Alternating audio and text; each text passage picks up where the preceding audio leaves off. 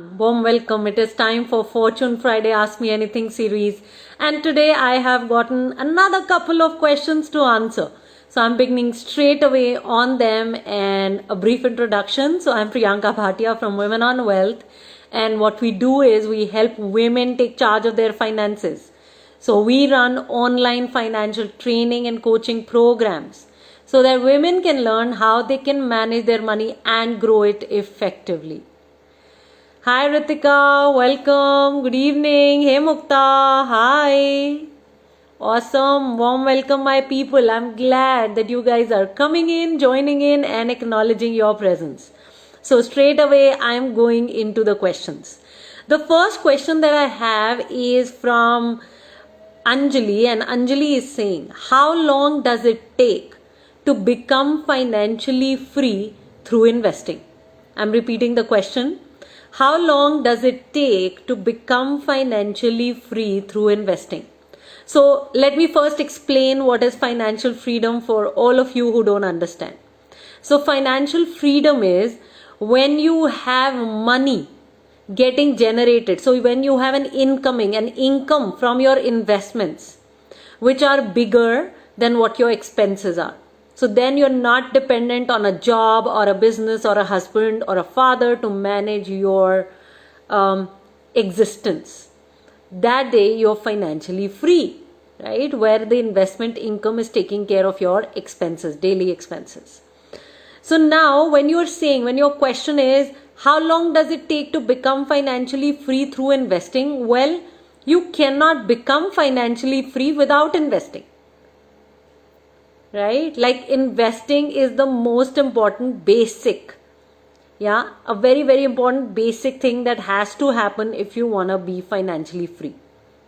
So now, when you're saying how long does it take? You need to ask yourself, how much money do you need to become financially free? So first step always is to have clarity on your financial goals.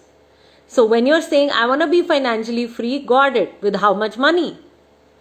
So how much money do you really need to be financially free? And in how much time do you need it? So this financial freedom fund that needs to get built, how big it needs to be and by how much time you need to build it is what you need to ask yourself. So say one of the common answers that I get to this question is, okay, I want to generate 1 lakh rupees per month. Now, if you want to generate 1 lakh rupees per month as your investment income, and you know that by generating 1 lakh rupees per month, you will become financially free, then what's the next step? You need to actually ask yourself, how much fund do I build so that out of that I get 1 lakh rupees per month? So say you have an FD in which you're putting in money, and this FD say generates about 5.5% rate of return, and then if you invest 1 crore there, you will get say about 50,000 rupees per month.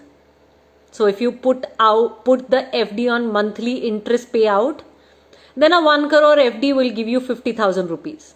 So a 2 crore rupee FD will give you 1 lakh rupees. So now can you accumulate 2 crore rupees? And now what does it take to accumulate that 2 crore rupees? Do you need to minimize your expenses? Do you need to maximize your savings? Do you need a financial system? Do you need to be investing this money because you are clear that say in ABC time period, you will not manage to collect and save 2 crores. So the money needs to be invested. Right? So if you need it to be invested, then you need to know the art of financial planning. You need to learn the art of building an investment portfolio. You need to learn the art of asset allocation. So again, skill building comes in picture. So skill building is the most basic thing that needs to happen if you truly want to be financially free. I guarantee you will not find people who are financially dependent and they are financially free. None whatsoever. So go around, talk with wealth creators, people you know who created wealth. You would see that they've built their own knowledge, they've built their own understanding, a system, and they've put that system on autopilot. It will never be that they're dependent on others to tell them what they should be doing with their money. Doesn't work that way. So yeah, I would say that. And also another thing I would say, you would not find financially free people who were crazily spending their money. So attitude, how they think about money, what they do with money makes a big difference. It contributes majorly towards financial freedom. Hi Usha. Hey Gayatri, Divya. Good evening my people. Warm welcome. Hey Ritika. Yes, absolutely. Okay, so that was question 1. Question number 2, okay, is from Mohita, and she's saying, what is the minimum amount that I should invest so that I can generate some rate of return? So you can begin even with 1,000 rupees in your pocket. Just 1,000 rupees in your pocket and you can start investing your money. Now, where do you invest that $1,000 depends on what your goal is.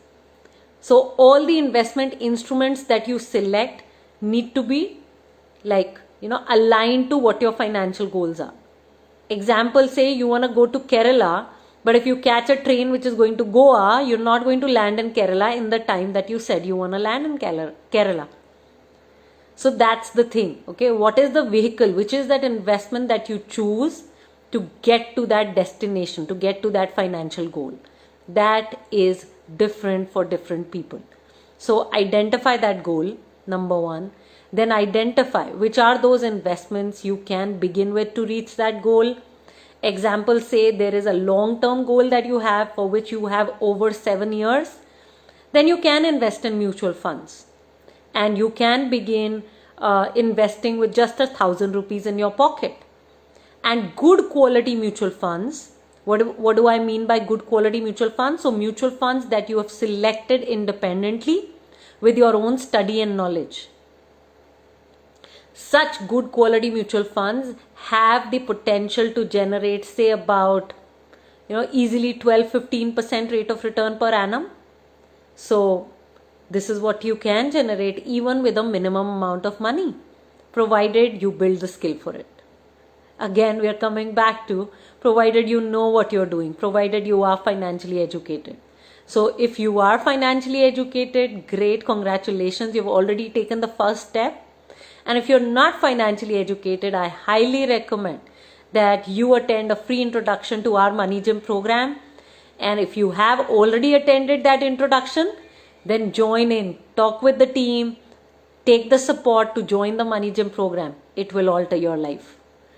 Okay, let's see. We have a question from Kriti. Kriti, you are saying, why are Indian families so hesitant with smart investments?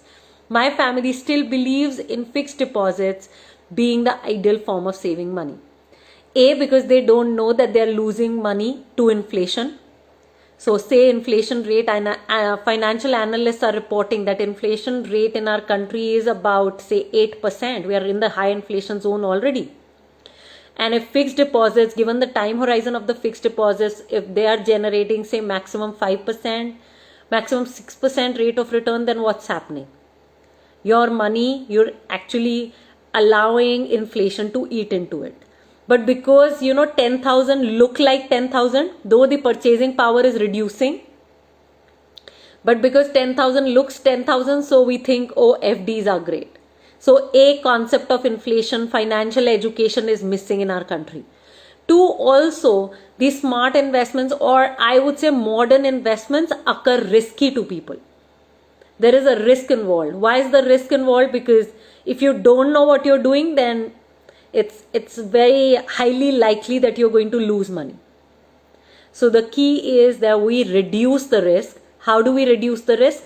By building our financial skills. The more skills we build, okay, the more we reach our goals.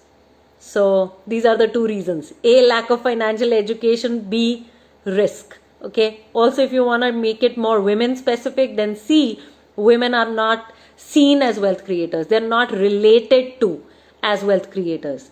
And hence they're told that, oh, at max, you save the money as cash, you put it in the savings bank account, fixed deposits, that is it.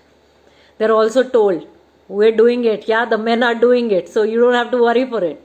etc., etc. So it's also the conditioning of men and women which is stopping families from actually letting women fly with their investments. So that's, well, the third reason.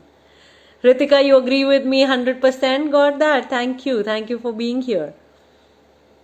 Shubha, your son is 6 months old. You want to invest money for his education for 15 years. What should you invest in? Well, you should invest in stocks, mutual funds, gold bonds, gold funds. There are so many investments you can do for your child provided you are financially educated. So if you don't know the step-by-step methodology to pick good quality mutual funds, don't invest in mutual funds. If you don't know the step-by-step methodology to pick good quality stocks, don't invest in stocks. So if you don't know the step-by-step methodology to pick good quality businesses, don't invest in businesses. These are investment instruments which are for long-term goals. Your son's education, which is over 15 years away, is a long-term goal. But if you don't build yourself up, you don't build your skills, your financial education, then what are you doing? You're throwing your money in the dustbin. Doesn't work. And if you are thinking that you can take tips and invest to build your child's higher education fund, you're mistaken. If tips could make everybody wealthy, trust you me, this entire world would be wealthy by now, because we are surrounded by tips. But that's not the way forward. Financial dependency or dependency of any kind, dependence on tips, advice, brokers, is not the way forward for women. Okay, Kriti, you're saying 100% agreed. You want to invest in modern investments, but you're super hesitant because of lack of exposure. Despite being an independent working woman, your financial say does not really matter so much. Got it? Then Women on Wealth is your space. Come in, Kriti. I invite you to join the free introduction to the Money Gym program. Attend it, join this tribe, because we are your tribe. We all started exactly where you are right now, and we have crossed many, many bridges, and today we have a say in all the financial matters in the family. So allow us to make a difference to you, and you will see that you will actually achieve what you truly want in your life. So live the life you love with some actions. Okay, everybody, thank you for all the questions. It is my absolute privilege to be answering each one of them today here. Please keep sending them to me in advance so that I am well prepared to answer them in this Ask Me Anything series.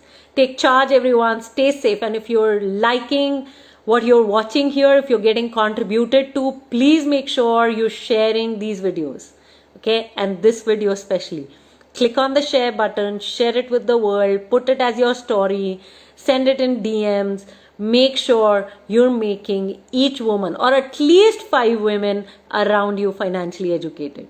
Take charge. Stay safe. Bye-bye, everyone. Loads of love.